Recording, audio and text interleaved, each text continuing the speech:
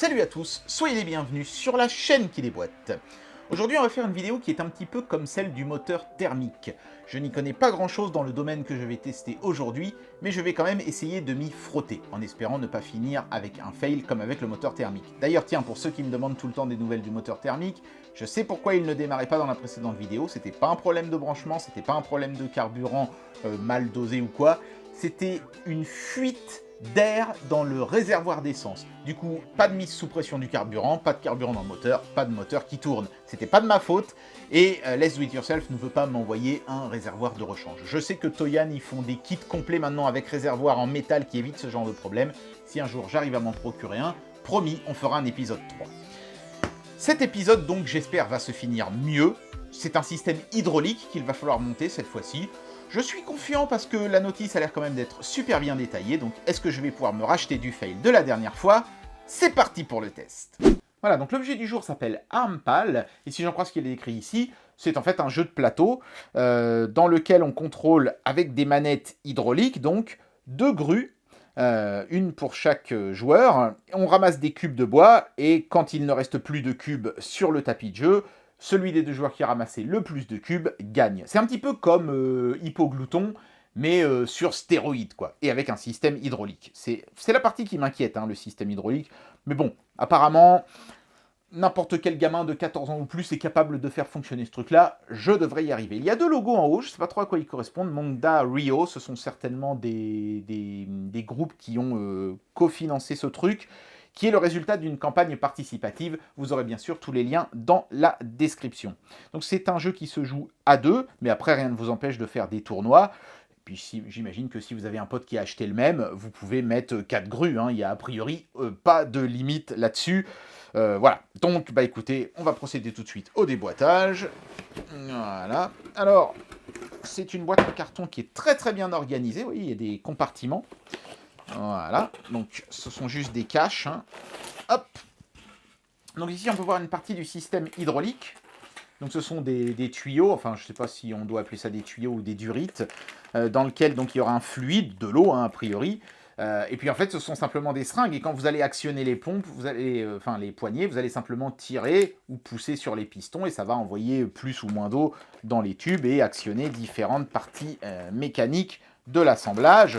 Donc ça c'est pareil, hein, ce sont des petits réservoirs d'eau pour le système hydraulique.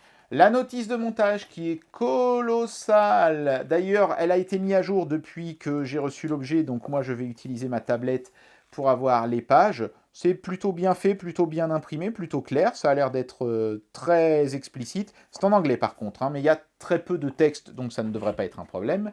Les fameux cubes de bois qu'il faut ramasser. Oui, ils font à peu près 3 cm par côté. Ici, on a les éléments qui ne sont pas du bois, donc on a de la graisse, on a ce qui ressemble à des patins en mousse, il y a des ressorts, évidemment, hein, pour que certains éléments reviennent en place tout seuls. Il y a de la visserie, il y a des pièces métalliques et des aimants, ainsi que des roulements à billes, d'autres vis de taille plus petite. Comme vous pouvez le constater, ça va être très long et très complexe à monter. Et encore tout ça, ça n'est que la partie émergée de l'iceberg, puisqu'en dessous, il y a encore des choses. Ici, on a des élastiques et des petits aimants néodymes.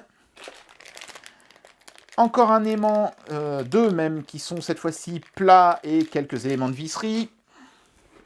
Le tapis de jeu sur lequel on va jouer, voilà, qui est en néoprène, hein, qui est vraiment très joli.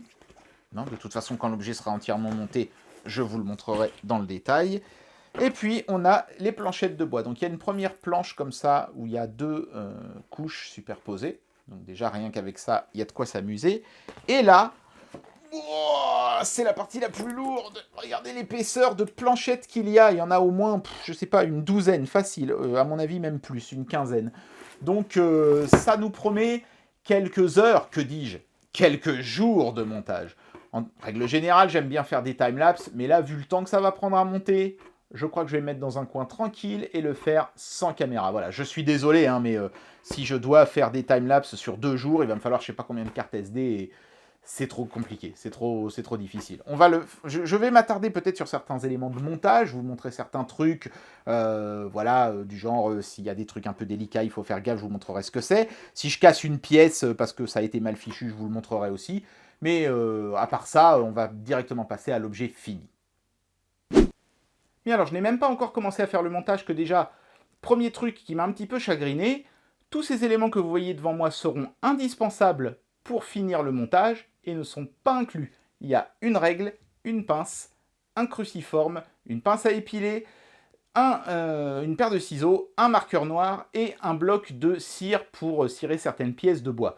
Je trouve quand même ça un petit peu limite de ne pas fournir, allez, on va dire au moins la règle, il suffisait d'imprimer une bande de papier, c'était pas compliqué, un petit marqueur noir, une pince à épiler, parce que tout le monde n'a pas forcément des longues comme ça chez soi, et le bloc de cire, quoi, ça m'aurait semblé être le minimum. Il faudra vous procurer tous ces éléments-là par vous-même, ça c'est un petit peu dommage.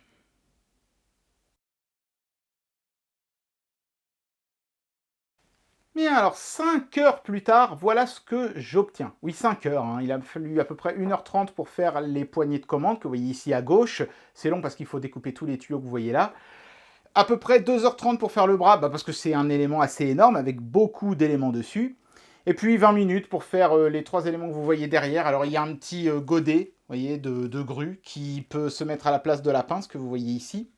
Il y a une sorte de, j'imagine, c'est supposé représenter un électroaimant. Même chose, hein, qui vient prendre la place de la pince. Ce sont des éléments qui sont optionnels, on n'est absolument pas obligé de les mettre. Et puis derrière ici, vous voyez une balance dans laquelle les joueurs peuvent venir mettre les cubes, ce qui permet de voir immédiatement qui est le vainqueur. Voilà. Et puis après, il faut mettre de l'eau dans le système. Et c'est fonctionnel. Donc par exemple, vous voyez cette poignée-là, si je l'incline, ça fait pivoter le robot dans un sens ou dans l'autre, comme ça. Hop. Voilà. Donc je suis content de moi parce que ça marche. Si je tire la manette vers l'arrière, c'est la partie avant du bras qui bouge. Si je pousse cette manette, c'est la partie arrière du bras qui bouge, comme ça, hop, nickel. Et quand j'appuie sur les gâchettes que vous voyez ici, ça va ouvrir et fermer la pince, que vous voyez ici, hop, ou la faire pivoter. Je ne sais pas trop à quoi ça peut servir de faire pivoter la pince, mais c'est faisable. Et si ça revient en place, c'est parce qu'il y a des gros ressorts ici. Donc c'est vraiment un très très bel objet, hein. C'est pas évident à monter, mais enfin moi j'ai réussi du premier coup, donc j'imagine que tout le monde en est capable. J'avais juste une des gâchettes qui était bloquée parce qu'un des tuyaux était coudé sous le robot. Donc c'est vraiment le seul truc sur lequel il faut être prudent. Il faut que les tuyaux aient toujours des courbures harmonieuses. S'ils sont pliés, le liquide passe plus et ça bloque. Quant à la qualité du bois, alors on n'est pas sur du contreplaqué hein, comme chez Roborock. Là on est sur de l'aggloméré, mais très fin. Et très franchement, je n'ai eu aucun problème de casse ou de fausse coupe. Donc, pour le moment, très satisfait de la qualité du produit. Maintenant, évidemment, je ne suis qu'à mi-chemin, parce qu'il faut que je construise le deuxième robot pour pouvoir avoir le set de jeu complet. Donc, écoutez, c'est reparti pour 4 heures de boulot.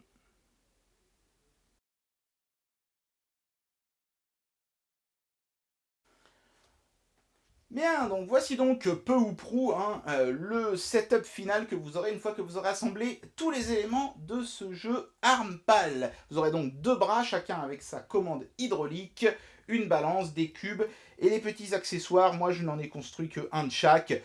J'aurais pu en faire 2, hein, il y a de quoi faire 2 godets et 2 électroaimants, mais j'ai préféré me concentrer vraiment sur les bras. Je pense que j'ai mieux réussi le premier que le deuxième, la fatigue n'a pas aidé. Mais je vous conseille vraiment, hein, si vous achetez ce jeu, déjà, d'avoir beaucoup de place, parce que vous voyez que ça prend énormément de place une fois qu'on a tout mis par terre.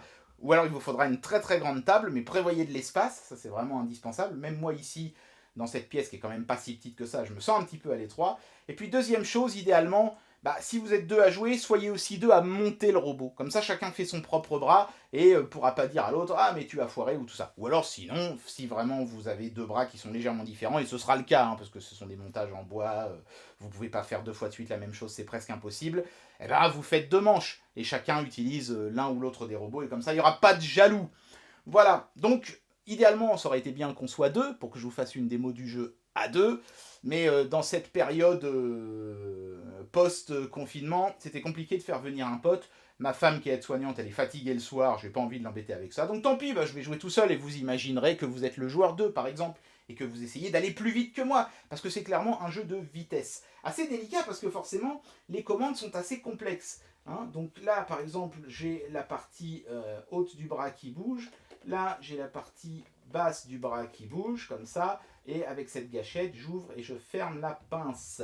Voilà, en fait, je l'ouvre seulement, hein, elle se referme avec le ressort. Donc je vais essayer de choper un cube. Hop.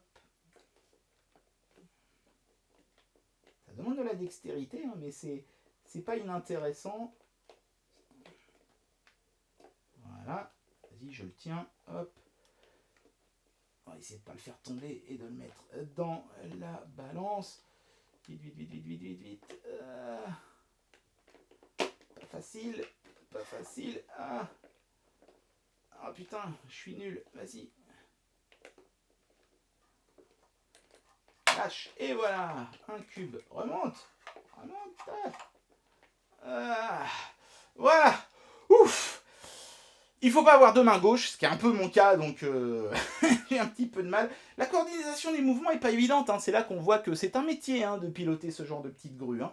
Mais justement, si vous avez toujours rêvé de devenir grutier, c'est le moyen idéal de vous faire la main. Il ne faut pas oublier qu'une seule des commandes peut s'orienter à gauche et à droite, sinon vous allez forcer sur l'autre et vous risquez de la casser. Et c'est un petit peu ça la force et la faiblesse de produit, c'est que comme c'est en bois, on a peur de le violenter et de le casser. Donc il faut être à la fois rapide dans le jeu, mais en même temps délicat pour ne rien déglinguer. Mais c'est peut-être aussi ça qui fait l'épice de ce jeu.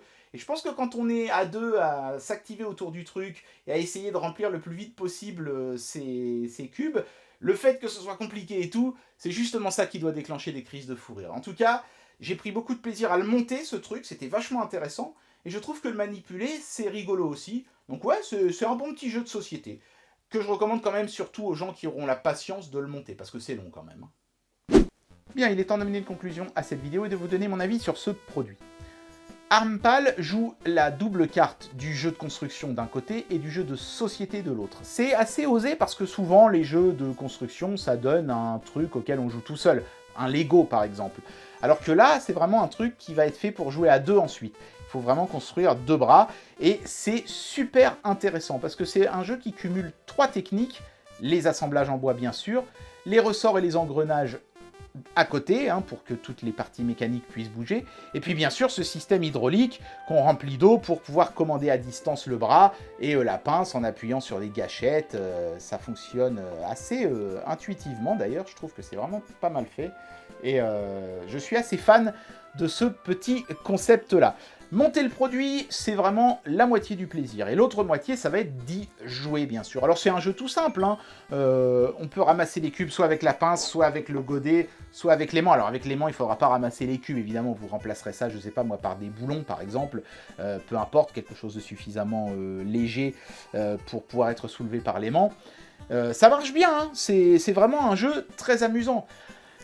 Bon, malheureusement, j'ai pas pu vous faire la démonstration avec un autre joueur parce que j'avais personne sous la main au moment où je filme cette vidéo avec ce confinement, c'est vraiment compliqué.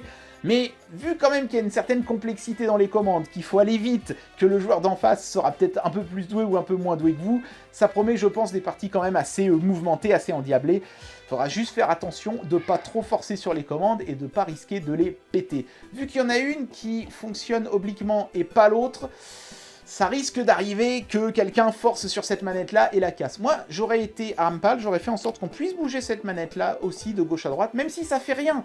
Le simple fait qu'on puisse la bouger, ça aurait évité de forcer dessus et de la casser. Voilà, c'était juste un petit conseil que je pourrais leur donner comme ça.